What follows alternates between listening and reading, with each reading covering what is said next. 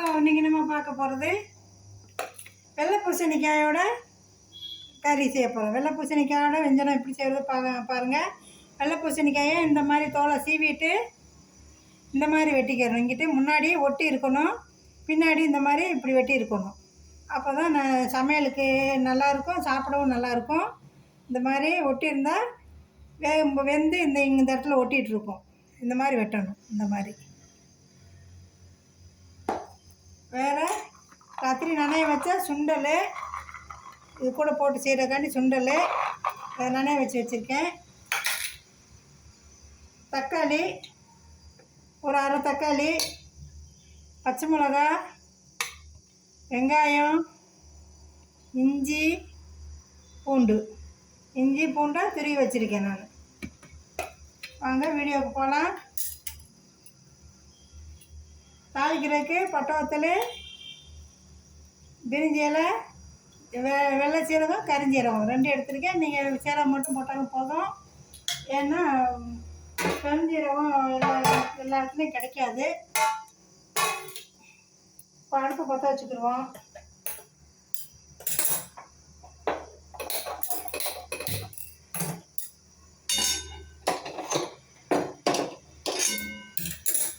அடுப்பு பற்ற வச்சு எண்ணெய் ஊற்றிக்கிடுவோம். இந்த சமையல் நல்லாயிருக்கும், ரொம்ப டேஸ்ட்டாக இருக்கும்.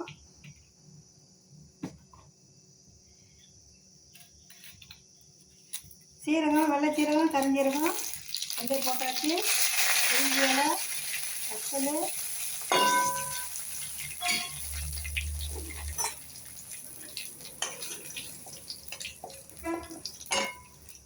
வெங்காயம், பச்சை மிளகா.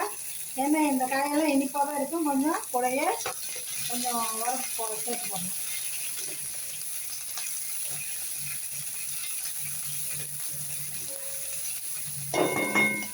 வதங்கட்டும்.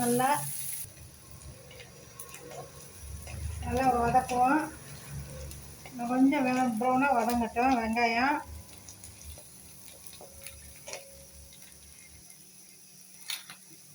ப்ரௌனாக வதங்கிடுச்சு. இப்போ நம்ம இந்த சுண்டல் ஊற வச்சு சுண்டலை போட்டுருவோம். சுண்டல் இங்கேயே வெந்துடும். இங்கே தனியாக வேக வச்சுலாம் போட வேண்டாம். இந்த எண்ணெயிலேயே நல்லா வெந்துடும்.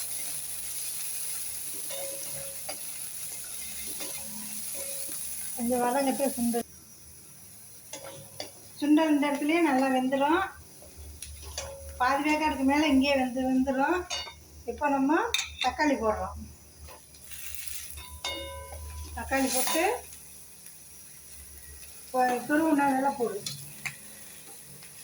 இஞ்சி வதங்கட்டும், கொஞ்சம் வதங்கட்டும். இப்போ உப்பு மஞ்சள் போடுவோம். மஞ்சள் மட்டும் இப்போ போட்டிருக்கோம். உப்பு அப்புறம் காயில் போடுவோம்.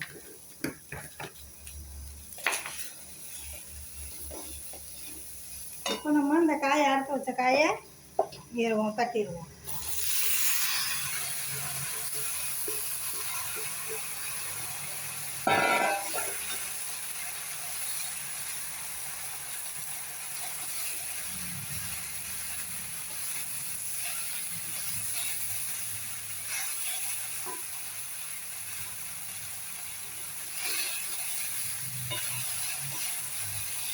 நல்லா மிக்ஸ் பண்ணுவோம்.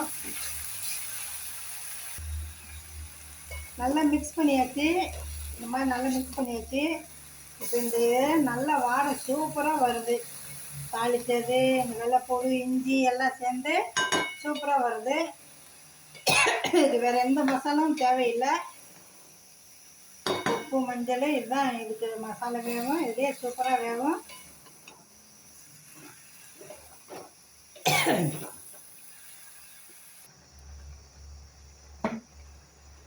நம்ம இதுக்கான உப்பு இங்கேயே போட்டுருவோம். உப்பு போட்டால் தான் இதுக்கு தண்ணி வெளியில் வரும். இப்போ சடன்னு இதுக்கு தண்ணி வெளியில் வந்துடும். போட்டு இந்த மாதிரி நல்லா கிளறிட்டு பாருங்கள். நல்லா இந்த தண்ணியெலாம் இதில் தண்ணி இறங்கிடுச்சு. நல்லா இந்த தண்ணி வற்ற நம்ம சுண்டை வதக்கிட்டால் இந்த வெஞ்சனம் ரெடி ஆயிடும். 2 வட்டம் மூடி வச்சு வேக வைப்போம். இந்த வெள்ளை பூசணிக்காய் உடம்புக்கு ரொம்ப நல்லது. ஆனால் இந்த மூடி வைப்போம் 2 நிமிஷம். பாருங்கள், நல்லா வேகணும், இன்னும் நல்லா வேகணும். தண்ணி, இந்த இருக்க தண்ணி சுண்டணும். இவ்வளோ தண்ணி இருக்குது பாருங்கள். இந்த மாதிரி தண்ணி இருக்குது. அதை நல்லா சுண்டை வற்றிட்டா நம்ம காய் வெந்துடும். முத்தின காய், அதனால் கொஞ்சம் லேட்டாக தான் வேகும்.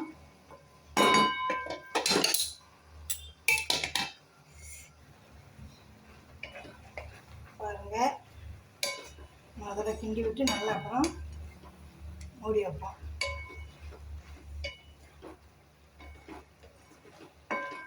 இந்த மாதிரி பிளாக்காக போட்டதுனால இப்படி கட்டி கட்டியாக இப்படி நான் இருக்கும். சாப்பிட நல்லாயிருக்கும்.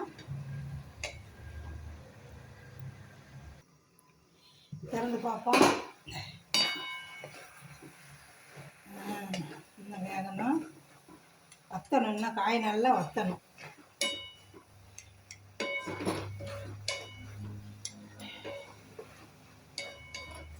வற்றட்டும், மூடி வச்சு தான் வற்றணும்.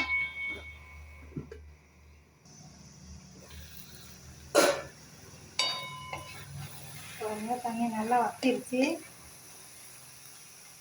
இன்னும் சுண்டை வற்ற வைக்கணும். நல்லா சுண்டை வற்றணும்.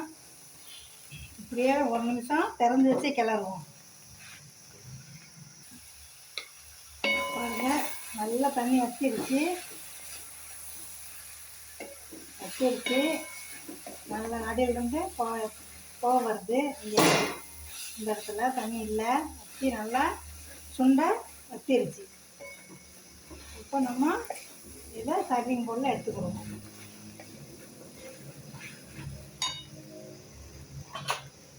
ஒரு கரண்டி நெய் ஊற்றுவோம். ஒரு கரண்டி நெய்,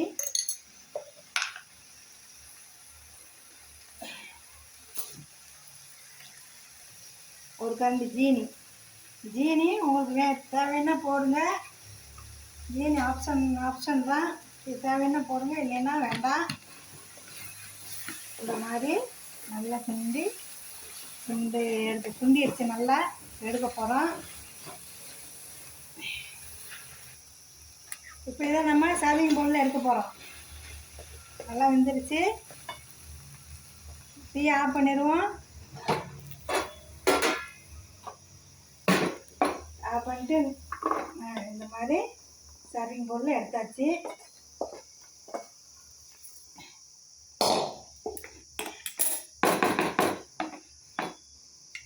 பாருங்கள், சூப்பரான வெள்ளை பூசணிக்காய் வெஞ்சனம் ரெடி.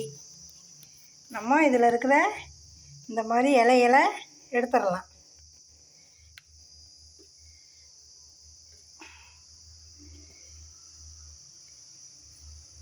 வெள்ளை பூசணிக்காய் ரெடி.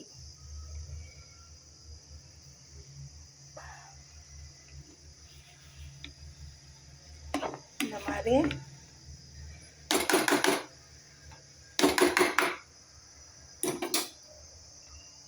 Thank you.